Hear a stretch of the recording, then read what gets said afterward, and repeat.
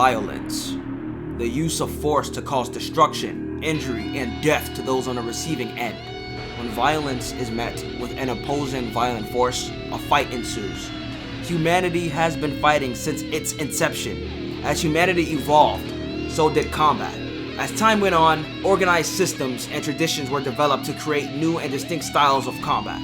In the year 1918, a name was given to these violent practices: martial arts. 10 years later, after receiving its name, martial arts would become part of a fusion of sorts. In 1928, martial arts and the action film genre would join together to create the Chinese film, The Burning of the Red Lotus Temple. This movie marked the beginning of martial arts as a media genre.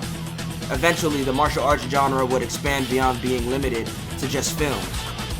TV shows, comics, video games, just about all forms of media has an entry that can be categorized in the martial arts genre. The medium we will be focusing on today is manga.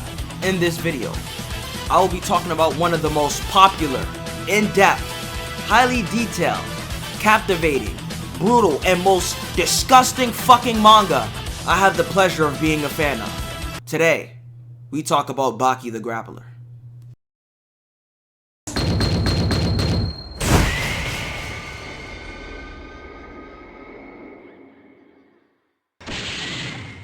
Shorinji Kempo is said to be the Japanese modification of Shaolin Kung Fu.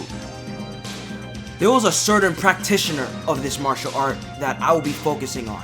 A young martial artist by the name of Keisuke Itagaki practiced Shorinji Kempo during his teen years. Later, Itagaki would go on to join the 1st Airborne Brigade of the Japan Ground Self-Defense Force. During his 5 years of service, he became a practitioner of amateur boxing and has even competed in the National Sports Festival. With 2 fighting styles and 5 years of military service under his belt, what Itagaki would do next was indeed an interesting change of pace. The publishing company known as Koike Shoin would publish Itagaki's manga in their Young Shoot and Comic Shoot magazines. Keisuke Itagaki's first work, Maker Upper, ran from August 1989 to September 1991. This is a manga about makeup. Before you dismiss this story, I want to mention that this is coming from the mind that created the Baki series. Nothing can be that simple. The story follows Kosei Miyake, who uses his godlike makeup abilities to change both the lives and faces of various people. He makes a piss-covered drug addict look like a supermodel. He reconstructed the disfigured faces of Iraqi soldiers wounded from war.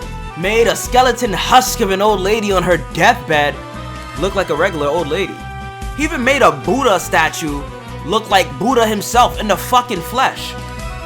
The art style is pretty much the same as Baki, so the visuals are definitely visual. Maker Upper would conclude in 1991, and that very same year, Itagaki would strike back with his next work. Itagaki would leave Koike Shoin's Comic Shoot and work under Akita Shoten, a different publishing company.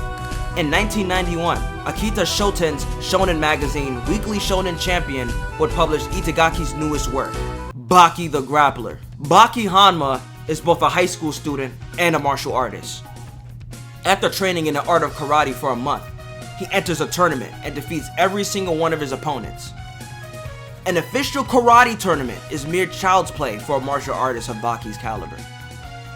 Baki isn't a mere martial artist.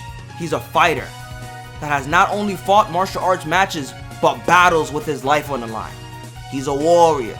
The karate scene isn't enough to challenge Baki.